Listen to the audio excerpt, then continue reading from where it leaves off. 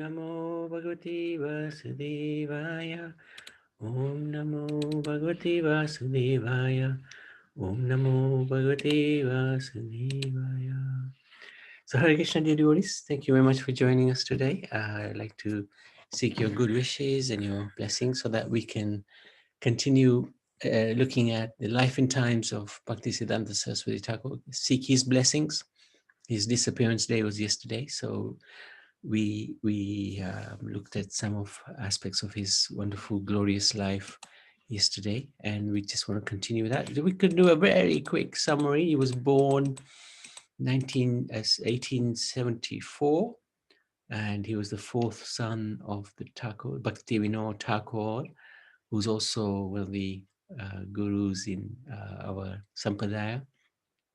He was born in Jagannath Puri, and there were great signs when he was born.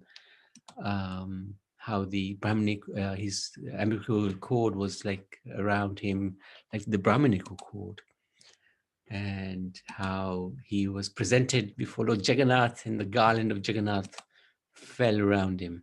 So it's all great signs. And he was very scholarly. At the age of 7, he'd mastered Bhagavad Gita, all of the verses.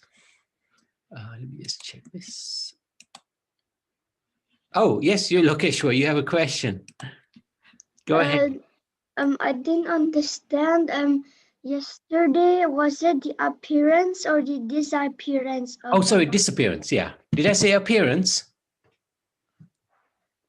No, sorry, I didn't really hear. Oh, okay. Yeah, it's a disappearance. So he left the world in, I think, 1936. It was 31st December, I think, 1936. But according to the lunar calendar, it's yesterday. Is the anniversary. And when a great soul disappears, we also celebrate that, which is really unusual. Why would we celebrate when somebody goes away? But the reason we celebrate that is because he's gone back to Krishna, to the spiritual world. So that's the reason why we celebrate his appearance as well. Thank you so much, Lokeshwar.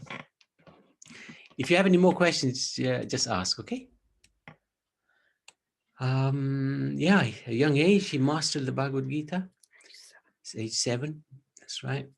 And he was very strict in his own discipline. He was very strict with himself. And this was a sign of a great Vaishnava. So when he was little, he took a mango which was unoffered and ate it. And his father mildly told him off. And he never ate another mango for the rest of his life. Saying to him, if anybody offered him a mango, he would say, I can't take, I'm an offender. This is his humility. He was very innovative. Even he invented this phonetic alphabet, which is shorthand. It's shorthand, basically. He was great at astrology. He opened up a school, and his tutors would call him Siddhanta Saraswati. So Saraswati means learned, or the goddess of learning, and Siddhanta is understanding the philosophy. And he also had the name Sri Vishabhanavi Daita Das. And we sing that in one of the glorification prayers of Bhaktisiddhanta. So he attended Sanskrit college. Yes, Kaushalya Maji.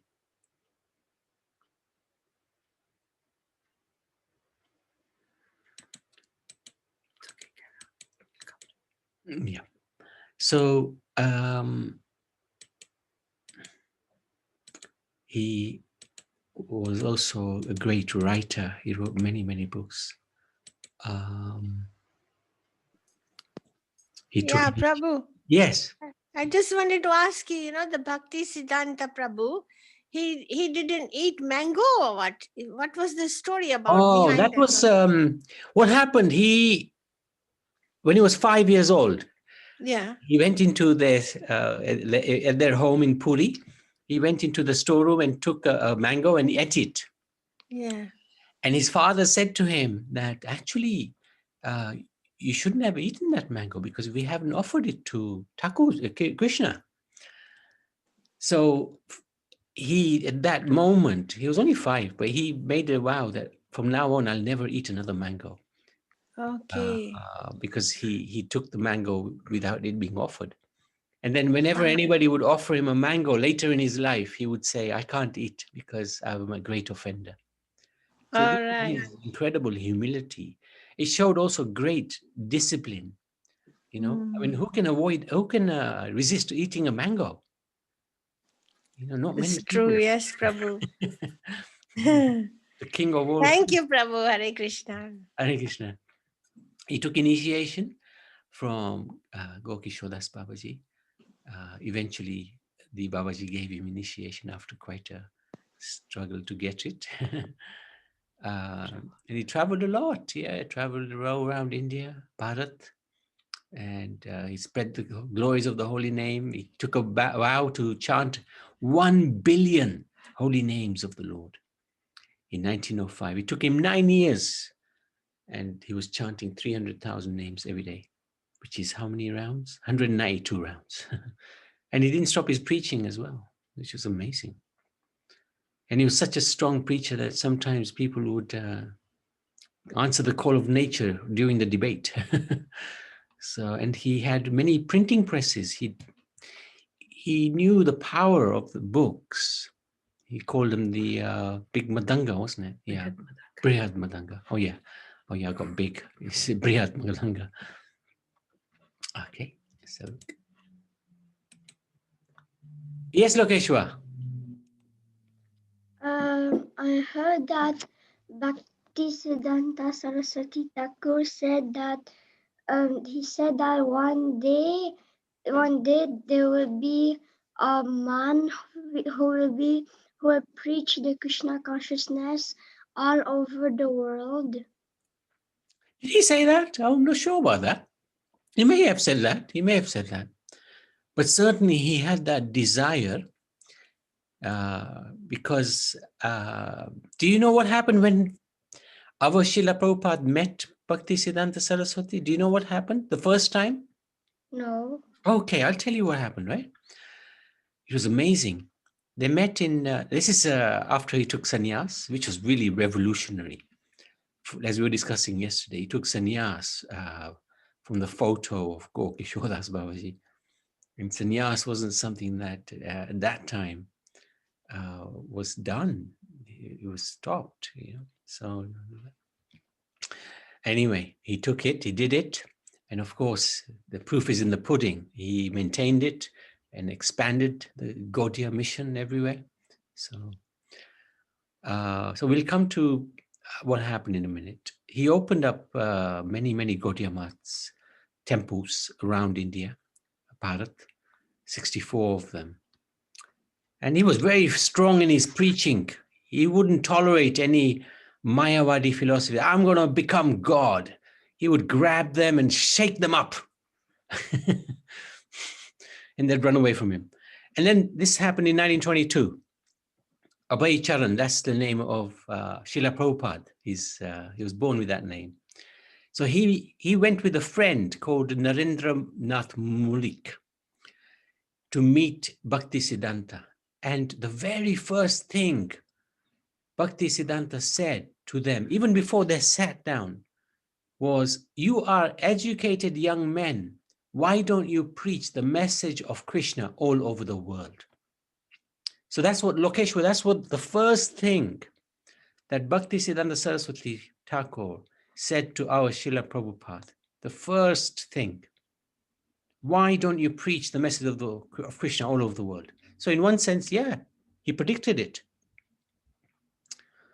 And Prabhupada, he couldn't believe his words. He said to Bhaktisiddhanta, how can we preach our message of Krishna to the world when we are subjugated ourselves? We are dependent.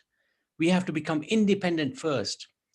But then Bhaktisiddhanta counteracted. He said, the teachings of Bhagavad Gita are so important, they cannot wait.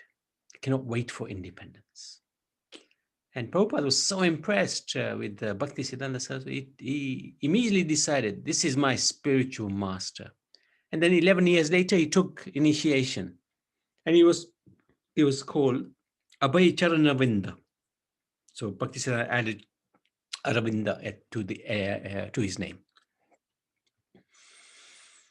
And after that, we've been through this. Yesterday, he toured many, many places in Bharat. And he encountered many difficult situations because of his uncompromising preaching. He didn't, even there were plots to kill him, assassinate him, but he survived them all. And he was innovative in his preaching. He started the dioramas so that people can see very easily that through the images of Krishna and his devotees, the pastimes become very clear. And this is where we reached yesterday, how he really wanted this message to be spread all over the world. And he sent some of his top sannyasis to preach in the West. And I think this is Bon Maharaj here, who was one of the sannyasis who came to the UK, London. And he preached, he had some success. But no, it was a tough time at that time. And like Surinder was saying yesterday, there were questions asked which he could not answer. And when he came back, his Divine Grace Sridhar Maharaj answered those questions.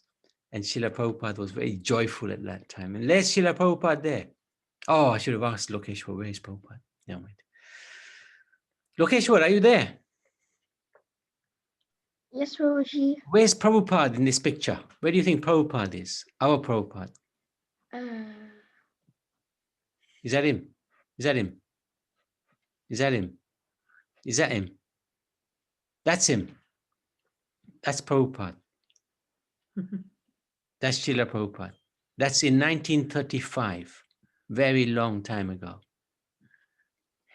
He would have been what, 40 years old? 40 years old. And then 30 years later, he got on the ship, the Jaladuta. 30 years after the sannyasis came back. So all that 30 years he spent preparing to come to the West. Extraordinary. Fortunately for us and benefit of all people of the world, Bhaktisiddhanta's dear disciple, His Divine Grace A.C. Bhaktivedanta Swami Srila Prabhupada, carried out his Guru Maharaj's order and spread Lord Chaitanya's Naam Sankirtan movement to every corner of the globe, and is now being assisted by thousands of disciples in his preaching work. So we're very fortunate to be under the shelter of Srila Prabhupada. Now, back to Bhaktisiddhanta. He was so glad to reveal the transcendental glories of Krishna that whenever he found an eager listener, he would go on preaching, speaking, not knowing the bounds of time and space. He would disregard the requests of his medical advisors, and even up to the last moment, he continued to deliver the message of the Supreme Lord. That was the only purpose of his divine appearance in this world. He did not appear here by being forced by the laws of nature as an ordinary living being appears. He worked until the last moment of his life without any reservation, disregarding physical pleasure, comfort, or relief to himself. His whole life was absorbed in a mood of loving devotion to the Lord. He was fully devoted to the propagation of teachings of Mahaprabhu. The noble example of his life and conduct, his powerful speeches, numerous publications are evidenced to that fact. And in 1936, he was residing in Puri, and on the 31st of December, 1936, I think he came back to Calcutta, if I remember correctly. At the age of 62, he left this world. In fact, he left earlier than he wanted to. Unfortunately, and this was one of the things that really disturbed him, that they had big temples, and some of his disciples, they may not be so mature, and they were fighting over which room they would occupy once Bhaktisiddhanta Saraswati Thakur left. So he was really not pleased, and he cut short his time in this world because of that. This is what Srila Prabhupada said. One time, Srila Prabhupada met Bhaktisiddhanta, I think in 1935. He met him in Radhakund. They were having Vrajdham Parikram. And Bhaktisiddhanta Saraswati Thakur at that time said to him, to our Prabhupada, if you ever get money, print books. And he also sadly said, if I had the choice, I would sell the marble in the Calcutta big temple they had and print books, if I could. So having temples, and this actually can potentially be an issue, a problem, because even if we're devotees, if we are attached to what room I'm going to live in the temple, then that's not a good sign.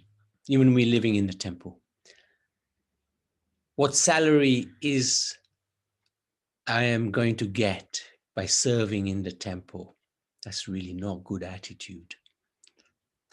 Let the temple buy something which I can live in. Again, living off the temple, not a good idea. These are all the sort of things that Bhaktisiddhanta Saraswati was facing. And he left apparently 10 years earlier than he should have. So there's some pictures that we can go through. This is him with, there's Bhaktisiddhanta Saraswati with disciples.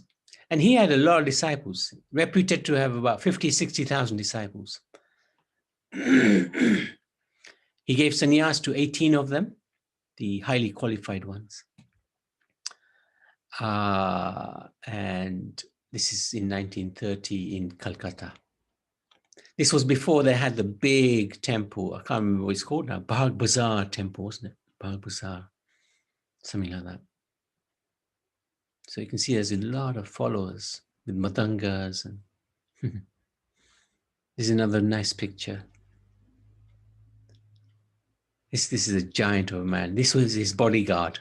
He was huge.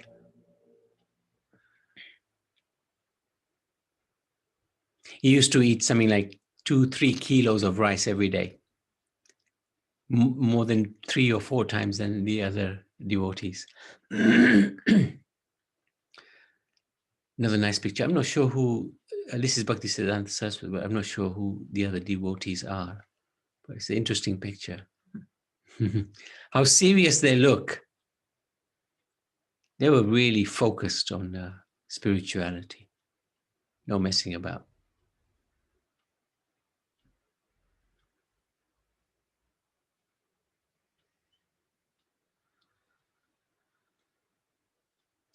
This was this is an amazing thing about Bhaktisiddhanta as well. If you look at his dress, he's got a coat, and then he's got the what's the top piece? Yeah, and then he's got the sannyas clothes as well.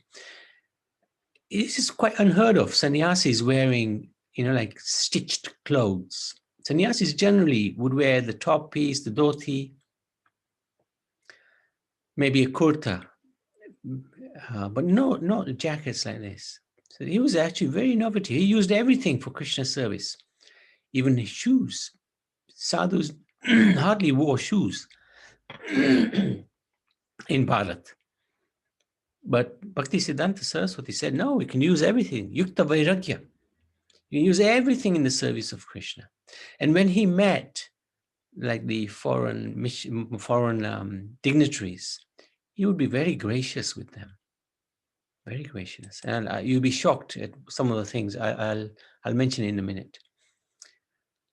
I think this was one of his primary disciples. I can't remember his name now, but very scholarly personality.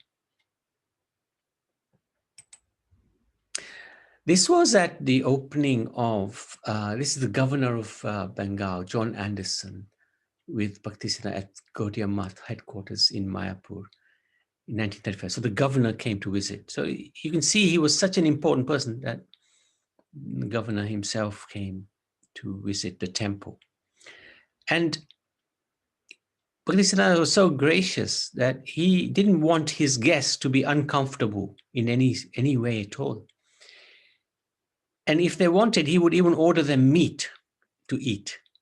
He was strict, but for preaching purposes, he would do anything. Why would he do something like that? Because he didn't want to inconvenience. He wanted them to understand the principles of Krishna consciousness and not worry about what was and they shouldn't worry that their belly is empty or they can't eat what they want to eat. The more important thing was to deliver the message of Krishna. That's, again, extremely innovative. That's really controversial, I would say. But that was his mood. He showed that preaching is very, very important. He said, if you have life, preach.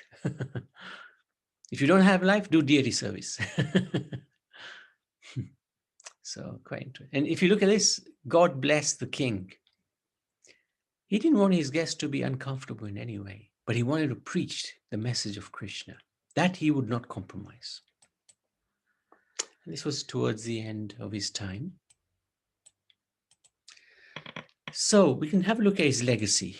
He founded 64 mats all around Bharat. And that was an achievement in the 1930s.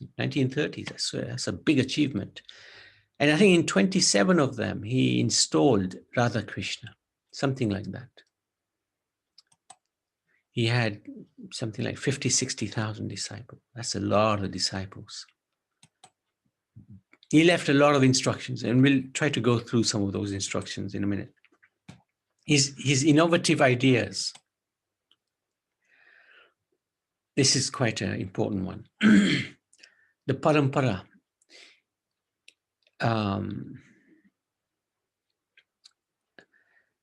Sometimes there's a gap in the parampara, and that gap means the parampara is broken. So guru to disciple, if there's a gap in that, then that parampara could be broken. But he put forward that actually we have a shiksha parampara. So it's unbroken because we are respecting the teachings of the previous acharya. So maybe, for example, who was a spiritual master of Jagannath Das Babaji, maybe Vishwanath Chakravarti Thakur, they never met. But Jagannath Das Babaji was following the teachings of Vishwanath Chakravarti. So he was following the essence of the parampara. And hence, there is a link through shiksha. If there's only a diksha link, then again, you're going to be a little bit like the smarta Brahmins. The Brahmins say that I am a Brahmin because I was born in a Brahmanical family. And the devotees could also say, yes, I'm initiated because I'm initiated by a bona fide guru. I could be doing all sorts of nonsense. Like the smarta Brahmins can do all sorts of nonsense, even though born in a Brahmanical family. That's why he established this shiksha parampara, which is unbroken. And it's based on principle rather than on the bodily connections. Innovative. That's truly innovative. That's incredible, in fact. He also gave Brahminical initiation to non-Brahmins. Again, this was really controversial. He faced a lot of challenges because of this. The Brahminical, the smarta Brahmins, they were insisting that actually you can only be a Brahmin if you're born in a Brahminic family. You can only chant the Gayatri if you were born in a Brahmin family. But Bhaktisiddhanta Saraswati turned that around. He argued with them, he debated with them, he defeated them. He would tell them that this is the qualities of the Brahman. He knew better the quality of the Brahman than the Brahmins did. But then he would explain that the Vaishnav is higher than the Brahman. And he would defeat them in his arguments. He was very, very powerful preacher. So this was another innovative thing to do. Hence why in the West, Prabhupada, when he came, he gave Brahman initiation to Malechas like us. And beyond that, Prabhupada went further. When he came to the West, he saw that the ladies are on an equal level to the men, and they also were given Brahman initiation. So this was an innovation that our Srila Prabhupada made. And just as well he did that, because we know ladies are more powerful, more effective than the men. He used everything in the service of the Lord. So for example, let me just show you. How many sadhus would travel in a vehicle like this in 1930? Sadhus wouldn't even get on a rickshaw. They would walk everywhere. But Bhaktisiddhanta Saraswati turned that principle around. No. Why should we deny? This is Krishna's property. We are Krishna's children. We should use Krishna's property for his service. Anything can be used. Even he used to wear leather shoes when required, when he was meeting with dignitaries. Innovative stuff. What to speak of traveling in cars? Devotees wouldn't travel overseas. If a sadhu went overseas, he was considered to be a fallen person, and he was shunted in Brahminical culture. But Bhaktisiddhanta Saraswati, again, he did innovation. He sent his devotees overseas, and he also requested Prabhupada to go overseas and preach. Innovative. And Vaishnav Sannyas, we talked about that yesterday and touched on it today. Sannyas was a thing that wasn't really taken by Vaishnavas. Either it was Grihastha or Vanaprastha or Babaji. Sannyas wearing orange or red clothes was unheard of. But again, Bhaktisiddhanta Saraswati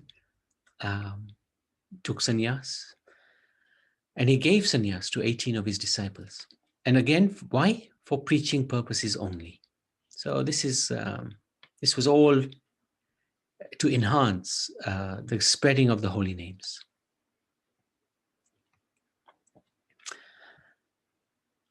Okay, I'm not sure what that picture is. So any questions up to now? Any comments, any questions? Otherwise, we can go through some of the instructions he's left, which are really eye-opening.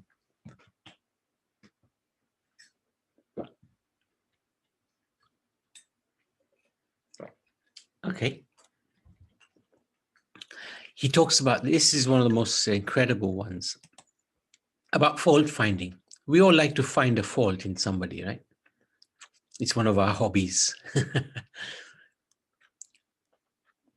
It's like the moon is completely beautiful, but there is sometimes black spots in it. So we like to find those black spots in even somebody who's faultless. So what does Bhaktisiddhanta Saraswati say about that? Let me not desire anything but the highest good for my worst enemies. Can anybody put that into practice? That's quite. But if one wants a peaceful life, even those who are our enemies, we just want good for them. That's revolutionary. Be indifferent to bizarre gossip. Stick firmly to your cherished goals. No lack or impediments of the world will ever stand in your way. We just stay focused on our goal, becoming more and more Krishna conscious. Look within, amend yourself rather than pry into the frailties of others. Why look at others' problems? We got our own. What did Jesus Christ say? You can throw the first stone if you are completely pure or something. I can't remember now. Cast the first stone. Yeah. And when we point the finger, there's 3 fingers pointing straight back at us. So when we point the finger, we're 3 times worse.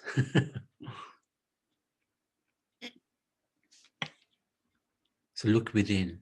Don't look at others. Don't worry about others. Others' faults are their faults. Our faults are our faults. Do we want to worry about others' faults? Or shall we try to sort ourselves out first? The Lord, Gaura Sundar, puts his devotees in various difficulties and associations to test their patience and strength of mind. Success depends on their good fortune. This is interesting, huh? Gaura Sundar puts his devotees in various difficulties. So when we see difficulties, especially in bhakti, often there are some obstacles that come. Often there will be difficult, challenging situations. So if we understand that actually this is Krishna's mercy, Gaura Sundar is testing me, then we won't worry too much about who's causing the difficulty, but we thank the Lord instead. Thank you, my Lord. Thank you for making me realize that this world is a crazy place.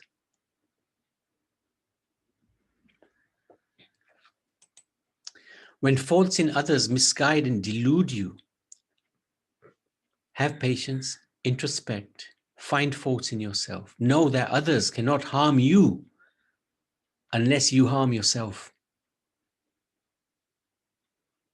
So sometimes we are angry at somebody. Now that person's forgotten the anger, forgotten what he did to us, but we are still burning with anger. It's not just us, it's even the great sages sometimes. I can't remember exactly who, but it was, I think, Vishwamitra. He met somebody after a few kalpas. And the first thing he said, Vishwamitra said to this person who was another sage, you offended me few kalpas ago. And a kalpa is a long time, right? Millions of years. So we will have anger within us because somebody's offended us. And I know one day Indulekha Mataji will do a session on forgiveness. Very important. Otherwise, what are we doing? Harming ourselves. Know that others cannot harm you unless you harm yourself. Very powerful preaching this is. In this world of Maya, averse to the Lord, full of trials and tribulations, only patience, humility, and respect for others are our friends for Hari Bhajan. So patience comes again, once, twice, thrice. Patience. Chant the Mahamantra loudly and with attachment. This will drive away inertia, worldly evils, and pests. Usually the pests are within our mind. So that's all he said about fault fighting. Very powerful. Any questions or any comments by anybody? Otherwise, we'll just carry on. There's so many instructions. Hare Krishna. Dandavat Hey, Prabhu. Surendra, Hare Krishna. Yes, you quoted the Bible, the words of Jesus Christ. Yes, So I what was that? remember one of them, and he says, do not try to look for a speck of dust, oh brother, in your brother's eye when you have a plank in yours. That's Nice. a good one. Yeah. Yeah. Anything else you want to share? We have one shloka in honor of Srila Bhaktisiddhanta Saraswati Thakur, composed our Gurudev Srila Bhakti Sundar Govindan Dev Goswami Maharaj. It is as follows. Bhagavan Bhaktisiddhanta Saraswati Jagat Guru Atyudara Padamboja Dhulisham Janma Janmani. Birth after birth, I wish to become the dust of the supremely merciful lotus feet of Jagat Guru Bhagavan Bhaktisiddhanta Saraswati Thakur. This one. And we have also like our Param Gurudev Srila Bhakti Rakshidhar Dev Goswami Maharaj. He composed the 11 prayers in glorification of Srila Bhaktisiddhanta Saraswati Thakur. So I can recite at least one of it. Yeah, please. It is like that. We even sing it. Sujanaravudaradhika pada yugam yugadharam madhurandara patravaram varadha bhayadayaka puja padam pranamami sada prabhu pada padam. His lotus feet are served in devotion by multitudes of high virtuous souls. He is the establisher of the religion of the age as Sri Krishna Sankirtana. He is a presiding monarch of the Vishwa Vaishnava Raja Sabha, the universal society of the pure devotees that are the true kings or guides of all. And he is a fulfiller of the most cherished desires of those who dispel fear for all souls. I make my obeisance unto the lotus feet of that illustrious great soul, worshipable by one and all.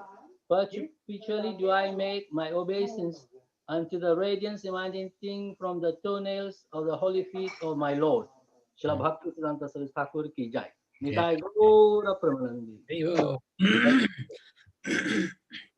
Thank you for sharing that. Very good. We are put to test and trial in this world. Only those who attend the kirtan of the devotees can succeed. So these are 25 really nice instructions. Every spot on earth where discourses of God are held is a place of pilgrimage. So Zoom now has turned into a place of pilgrimage. Possession of objects not related to Krishna is our main malady. So if we possess lots and lots of things which are not connected to Krishna, we need to dispossess ourselves of those things in time. It's important. Let me not desire anything but the highest good for my worst enemy. As dalliance with the body in luxury increases, so wanes the spirit of service of the Lord. So the more we become luxurious in our lifestyle, the less we're going to become attached to the Supreme Lord. Why? It's very natural, because we forget. We're going to be enamored by material opulence, and that becomes an obstacle in our spiritual consciousness, because we somehow think that this material opulence is going to last forever, and I don't need to worry about my spiritual well-being. So it's a big issue. So if we are into luxuries, it'll help us to forget God. It doesn't mean we become, we don't live comfortably, because, you know, it's good to live with enough. So we maintain ourselves. But if we overindulge, fancy cars, fancy houses, etc., etc., it will become an impediment because of attachment. Those favored by God find their paths set by thorns. It's such an unusual comment, but it's so true. Kunti Mata, the Pandavas, you name it. all the great devotees, they all went through so many tribulations. You might think, he's a devotee of God. Why did he go through so many tribulations? Well, this is what the Lord will do to strengthen the resolve of his devotees and to make them the examples for the world. My devotees never abandoned me, even in their time of grief, especially in their time of grief. There is no peace or happiness in our worldly life. Circumstances create turmoil and annoyance. So, we may have a couple of moments here and there that we become a little bit peaceful, but unfortunately our mind is like that it will never find peace. It always wants more. It's never satisfied. You buy something and immediately you realize, that's not giving me as much happiness as I thought it would. And you look for something else to place our trust of happiness into. And again, it's going to fail because we're looking in the wrong place.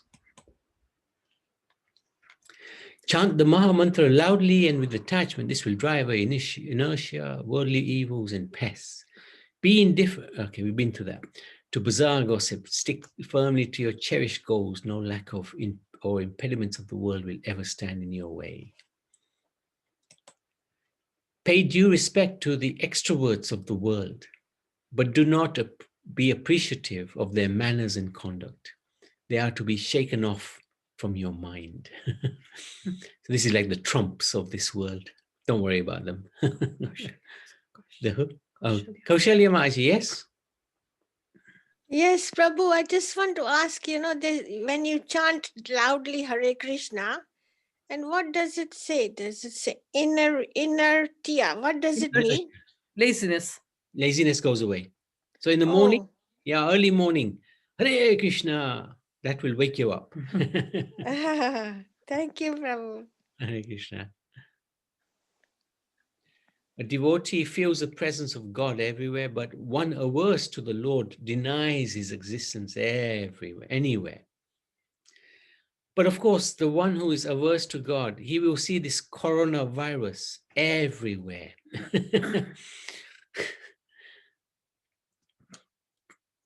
It's so strange, isn't it? This world we're living in at the moment. We think the virus is everywhere, but actually God is everywhere. You cannot appreciate transcendental matters with the reasoning of the world. It is sheer nonsense to decry them with the measuring stick of your intellect. So this is an interesting point. If we think we can understand God with our intelligence, we need to think again. How can we understand God? Through the heart, through the ears, hearing about him, which cleanses the heart. Once the heart is cleansed, then we will have a chance of connecting with the Supreme Lord. Just simply using our intelligence to understand the Lord, it's not going to happen. Our intelligence is not so sharp. To recite the name of Sri Krishna is bhakti. Life is for glorification of topics on Hari. If that is stopped, then what need is there to carry on life? It's like the Bhagavatam says, one who doesn't take to bhakti is dead while living. So same thing. If we can't glorify God, if we can't listen to the glories of Krishna, what's the point of our existence? We're really fortunate that we can do this non-stop, practically. Physical illness with Hari Bhajan is preferred to physical fitness without Hari Bhajan. Often his health was generally good, but sometimes he would have some small issues. But he never let it stop him from preaching. Later on in his life, he would have to stick to a strict diet at certain times. But if he was preaching, he would just continue preaching. His servant would come and say, "My dear Prabhupada, it's time to eat." And he would get angry at the servant and say, "No, let me preach." He was very, he loved preaching. Our span of life on earth is short. Our life will be crowned with success if the body wears out with constant discourses on Hari. So this is the point about tiredness. Like when Chitra Manjari and Karuna Bandara, they did the wonderful Gita Jayanti Yagya on Christmas Day in Mauritius. They were completely whacked out, as was Sita Ram as well, completely whacked out. But when we are tired, when we wear out the body with bhakti, that is our success. And that tiredness, that aches and pains, they're all Krishna's love bites. They're nice to have. Body will be paining a lot, but we'll be thinking, this is all right. So when our body aches, if we've done a lot of bhakti, that's really nice. We are here on earth not to work as artisans for making big buildings with wood and stone, but to work only as messengers for the teachings of Sri Chaitanya Dev. This is the point about preaching, trying to give Krishna. When you give Krishna, you can also take Krishna. When you give Krishna to somebody, Krishna will come to you. It's very, very nice. A psychopath is neither a guru or a preacher. I'm not sure what that is actually. Should look that up. To transform the adverse desires of the jivas is the supreme duty of the most merciful. To rescue one person from the stronghold of Mahamaya is an act of superb benevolence, far superior to opening innumerable hospitals.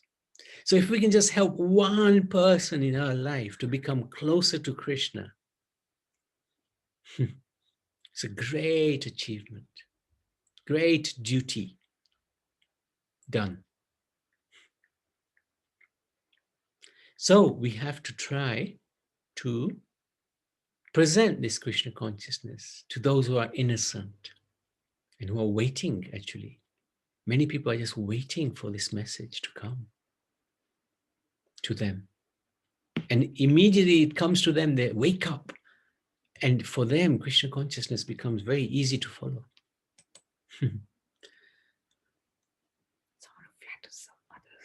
Oh, okay, flattery. So that's somebody who flatters others, is neither a guru nor a preacher. Because this was his mood. Even our Guru Maharaj, he wouldn't flatter. He was black and white sometimes. If something we did wrong, he would tell us immediately. And he would say, this is my duty as guru, as preacher. No compromise. Unless we're devoted to God, secularism shall not leave us. Secularism is, there is no God, right? Secularism, isn't it? There is no God.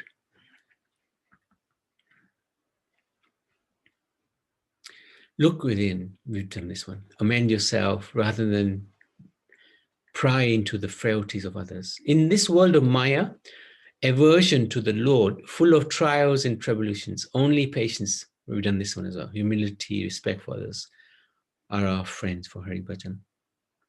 The Lord Gaura Sundar puts his devotees in various difficulties and associations to test their patience and strength of mind. Success depends on their good fortune. Sorry? Okay. When faults in others misguide and delude you, have patience, introspect, find fault in yourself. Know that others cannot harm you unless you harm yourself. And this, I love this one. I wish that every selfless, tender-hearted person of Gaudiya Math will be prepared to shed 200 gallons of blood for the nourishment of the spiritual corpses of every individual of this world. Spiritual body. Corpses. Corpus is body. Corpus. Corpus body. For body. Oh, okay. For the spiritual body. Oh, thank you. Of every individual of this world. So are we prepared to do that? Are we prepared to help others to become God conscious? Basic to make one devotee needs 200 gallons of blood. Make one devotee needs 200 gallons of blood. It's hard. But to put somebody off is very easy. But you should never be put off. Sometimes situations happen when something happens in a spiritual relationship and you think, is this what God is all about? Don't let that happen. Sometimes this happens. We are tested like that. I've put so much effort and this is how they're treating me. I'm going. I'm leaving. No, why should we leave? We're here to stay. We're here devoted to Krishna. We're not going to let go. Not going to let go of the order of the spiritual master. Political ideas. Yeah, that's a good point. Unless we are devoted to God, secularism, which is a political thing that, all gods are one and all religions are, or you should not teach any religion in any school. This is what they do in Bharat. No religion is taught. So the children turn out to be crazy, atheists, crazy fellows. Okay. Oh, wow, we've run over.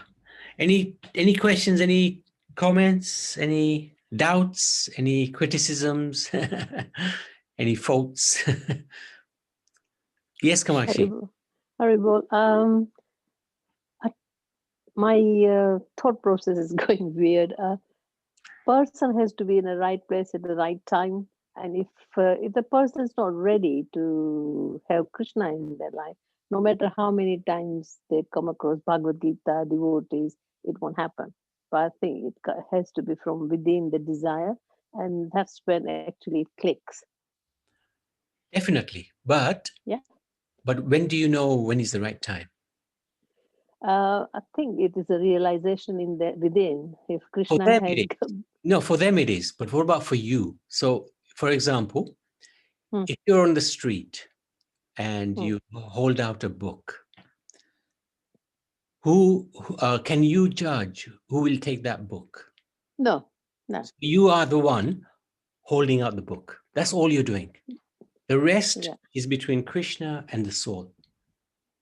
But you've got to hold. I'm the instrument, just holding the book. Exactly. That's the point which Bhaktisiddhanta is making. Be the person, be the instrument, be the one holding the book out. Who takes it? That's not up to you. That's up to Krishna and his relationship with the jiva, isn't it? Yeah. So the person who is will take it will be obviously a prediction from Krishna that he is in the right place at the right time. If he accepts it, then obviously the glory of Krishna will flourish in his heart and he'll become more Krishna conscious. Definitely a good step. Yeah, it's definitely a good step in the right direction. Yeah. Okay. And a lot of devotees also said that it takes 7 attempts, really, like 7 people approaching a person for that person to really take that book as well. That's said as well. So imagine, it won't be the first.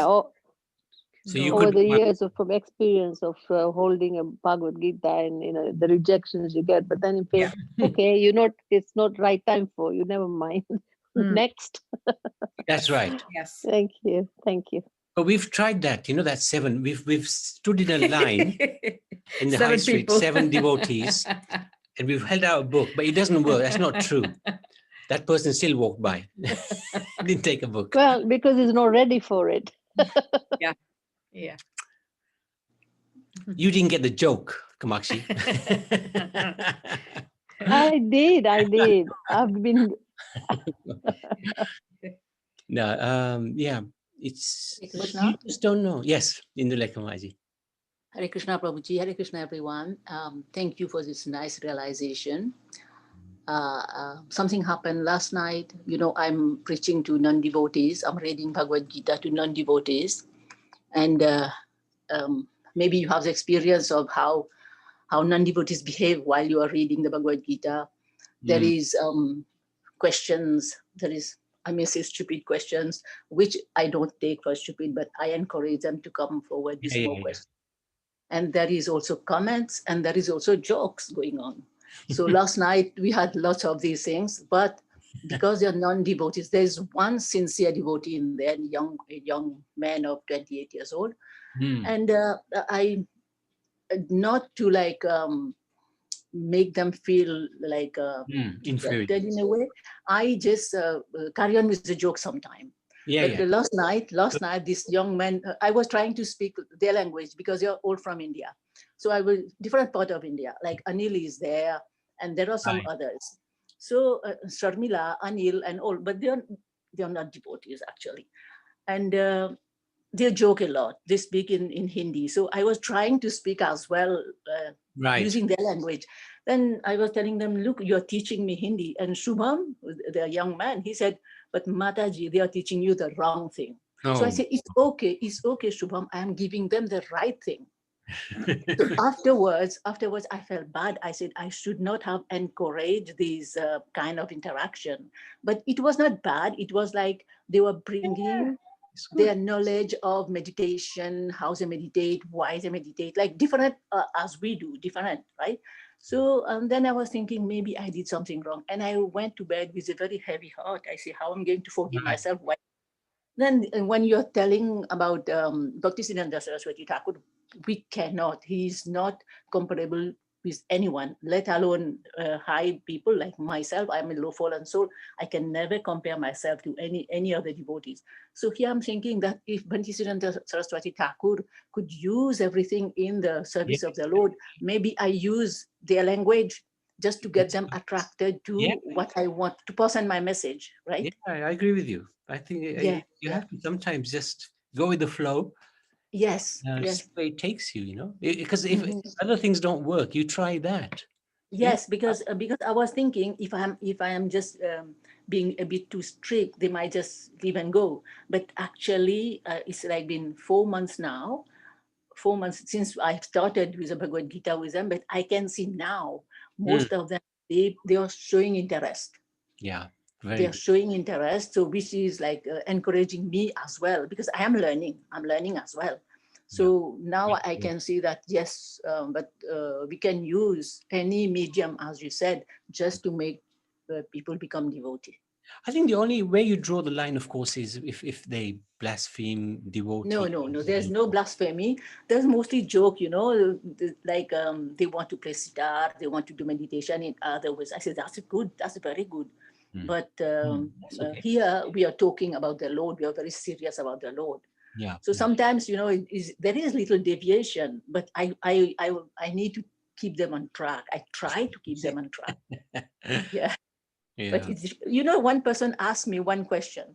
He said, I make Bhagavad Gita delivered to his place.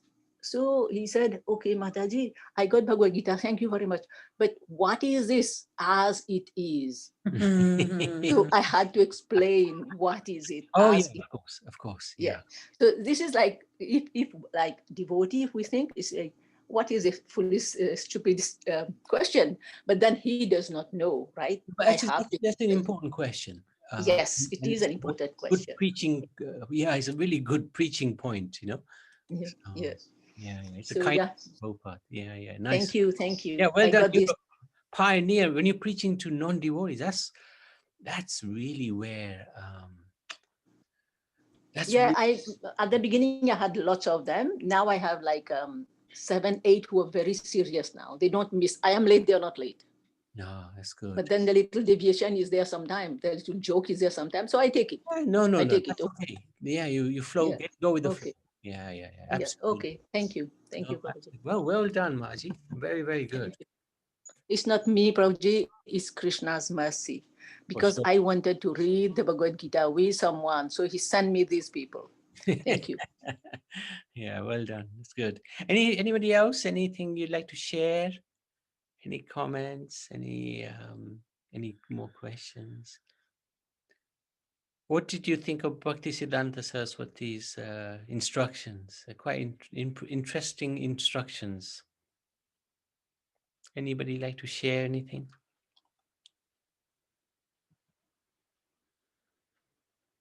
Blown out by science. I was listening to a lecture this morning, actually, with Srila Prabhupada's lecture on fault finding, and he was saying, when you're looking at faults, it's because of it's the fault in us, and we're seeing it in others. So again, fault finding, you look at yourself first before look at others. But JNT, fault finding, I don't see it bad. I don't do it, but I don't see it bad because I learn from it. If somebody is telling me something or telling something on me to somebody else, I learn from it because it's kind of it comes. Saying finding fault in others. That's the problem. Yes, that we should not do because we are full of fault. That's because those faults are in us and we're seeing them reflected in others. Yes. And then when we are finding fault with others, those people, they don't know about it. What are we doing? We are trying to show that we are better. That's why we are telling fault on others. Whereas we are less than those people because if we were best, we would not find fault with anyone. We will think everyone on the same level as we are. Or higher. Or higher, exactly, higher. Because we are learning from them. So fault finding, we should not be doing that. Yes. Thank you. Wonderful. Anybody else? Any thoughts on Bhaktisiddhanta Saraswati Thakur? Lokeshwar, what do you think? It was very interesting, Prabhuji. Yeah, he's an amazing person, isn't he? He's an incredible guru, especially at a difficult time. The one thing that I find most amazing is when you said he even ordered meat for his guests because he didn't want his guests. That's the point that I picked. I said, okay, if Bhaktisiddhanta Thakur can order meat for other people so that they don't feel like rejected in his company. So I did a little joke with my group yesterday. So yeah, that's right. I think that's right. Okay. Yeah, that's okay. Yeah, true. Karuna Bandar. Are you with us? Yes, Prabhu. And there's two of you, today. You got a twin sister. No, teacher is going to say. Wow. And so what do you think of Bhaktisiddhanta?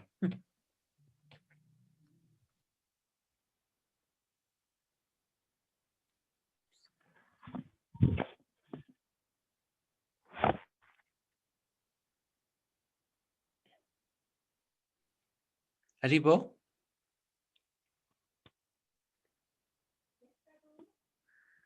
Can't hear you.